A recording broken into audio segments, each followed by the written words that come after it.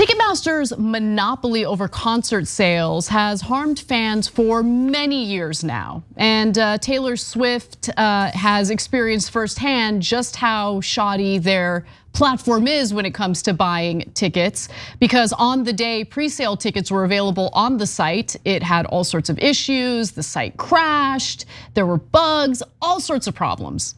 Now, last Friday, The Five on Fox News tackled the topic by arguing in favor of Ticketmaster's monopoly. But before we get to that, I gotta give you some context about what is currently transpiring with Ticketmaster and its monopoly over concert sales. Now, a few years ago, Ticketmaster and Live Nation merged. And through that merger, there were no other options for people who want to buy concert tickets. There are also exclusivity contracts by the venues that host these concerts, which forces the concert goers to buy the tickets from Ticketmaster. And let's keep it real, Ticketmaster at this point is the one and only major place to buy event tickets, right? Now, Ticketmaster even has its claws deep in ticket pre-sales, as you're about to learn about in the next video. Let's watch. They've also dominated the ticket resale business. They have their own resale software. It's called Trade Desk. And in 2018, an investigation revealed that Ticketmaster had encouraged and incentivized resellers to set enormously high ticket resale prices. Ticketmaster loves resales for one simple reason. They get to charge their service fees twice. And those resales net them a second, more lucrative fee on the same product, the one they've already sold once. So this is corporate greed, full stop. This is what corporate greed looks like.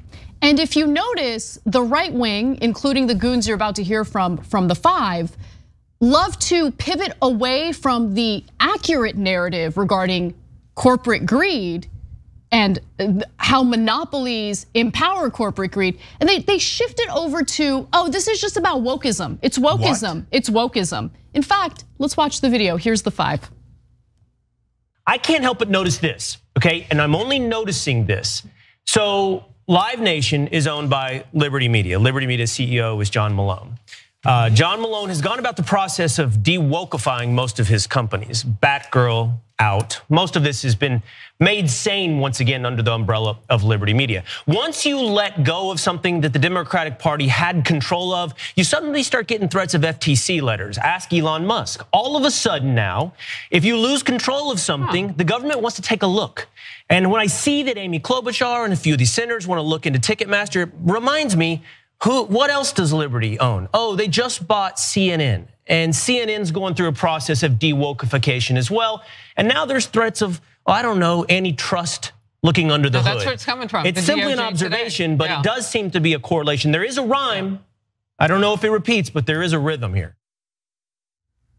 There's a clear monopoly that allows Ticketmaster to include these insane fees when it comes to ticket sales, insane fees when it comes to ticket resales, and also at the same time, they get away with, issues with their website, the massive wait times, the bugs, the crashes, the ridiculously high prices, because what option do concert goers have when you have a monopoly in this situation? You have to buy it from the one and only place to buy concert tickets.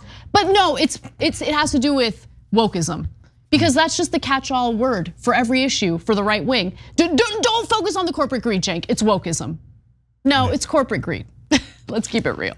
So my 12-year-old son loves football. So he wants to go to as many football games as possible. I love football, but I try to limit it greatly. Why? Because I'm afraid of the prices, to be honest. Like you go to Ticketmaster, I know I'm gonna get ripped off. I know I'm gonna pay like way too much. And by the way, I know that I'm gonna pay way too much even on most resale sites, right? So I just give up. I've given up for over a decade now going to football games. We finally did it again last year because I went through a trusted source who is a friend of mine, right? And got a ticket that way. And then my son convinced me to buy one through a reselling app. It was a total mistake. The app was just totally lied to us about what seats were available. We had to stand the whole game, etc. So the system is so broken because of their overwhelming monopoly that people who like can't afford to pay $1,000, just bare minimum for going to any stadium for anything, right? If you can't afford that, you just don't do it anymore because Ticketmaster will charge you anything they want. Then Fox comes along and their right-wing view of the law is if it's done to black people and poor people and middle-class people, great, law and order, brother. We love rule of law, okay? If it's a law applied to rich people or the elites or right-wingers, oh, hell no. No, that's right, over-regulation. Tyranny. Tyranny, defund the FBI, okay?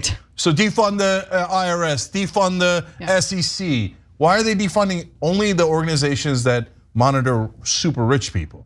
And for the IRS, they were very specific. Only defund the agents that were sent in to audit people making above $400,000 a year. They're like, don't do it, defund it right away, okay? So yeah, of course they don't want any regulation at all. Otherwise, it might affect poor Ticketmaster's monopoly. So Fox News jumps in to defend corporate greed and says, don't worry, the people that are against corporate greed are woke. Can you believe they think gay people and black people should be treated the same? Outrageous. Now go pay $1,000 per ticket.